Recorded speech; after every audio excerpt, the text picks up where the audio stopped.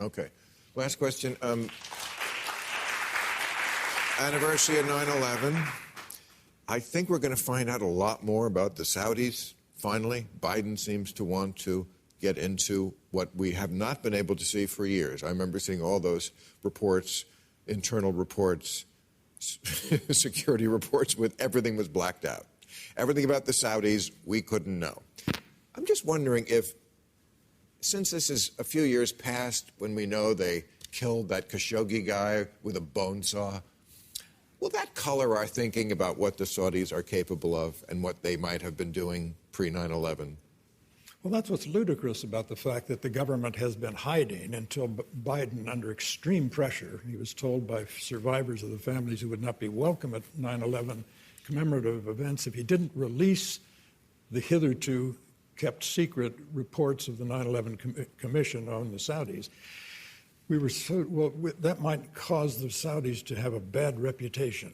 Right. 15 of them, I mean, how do you lose a reputation you forfeited when 15 of your men, with obvious aid and comfort from Saudi officials and charities, so-called, run by the government, flew the planes? So the idea that we're protecting the Saudis from forfeiting a reputation they forfeited long ago is absurd. Secrecy makes us ignorant. Secrecy is government regulation. Most government regulation,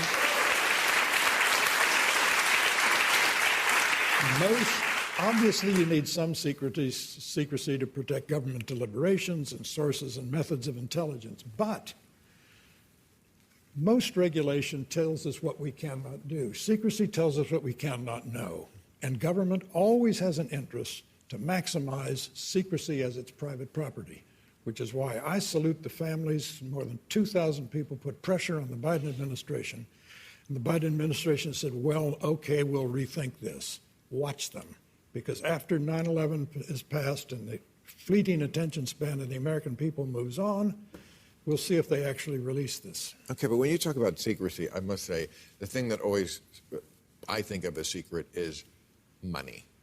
Like, we're talking about $3.5 trillion, which used to be a lot of money. I kind of still think it is. And what do I know about this? All I know, I mean, even when I read detailed articles, I don't know, what the heck are they doing with this money? With that kind of money? Where is it going? Do we have any idea? And people just vote based on, that's my team, and this country, you know, it was on the wrong direction under Trump. Let's vote $3.5 trillion to go in the other direction. And I just don't think it's going to be spent wisely. And never mind if the my team is actually like doing things that conflict with its own values, like it doesn't matter anymore, which is a problem. I mean, you could compare this to the fight over infrastructure.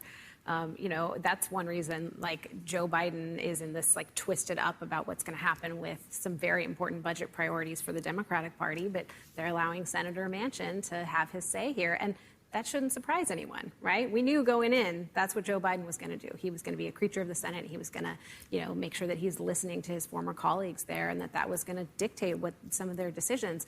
And that's all just party lines drawn. And until something changes at a level where you have bigger majorities or more power of one party, you're just going to continue seeing this and people taking their sides, and that's it. You're worried about where the money's going. I'm worried about where it's coming from. For all the talk about the discord in Washington, much more frightening is the consensus. It's as broad as the Republic. It's as deep as the Grand Canyon. It extends from Elizabeth Warren on the left to Ted Cruz on the right, and it is this.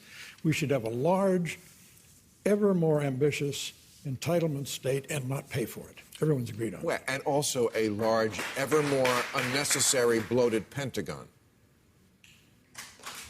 That's at least as big a problem, I think, as the entitlement state, is it not? That we constantly are voting more money. And very often, you know, the Pentagon will say, no, we don't want them. We don't need these tanks. We can't use them. Right. And they still make them because that's real socialism. Okay, I got to go to New Rules, everybody.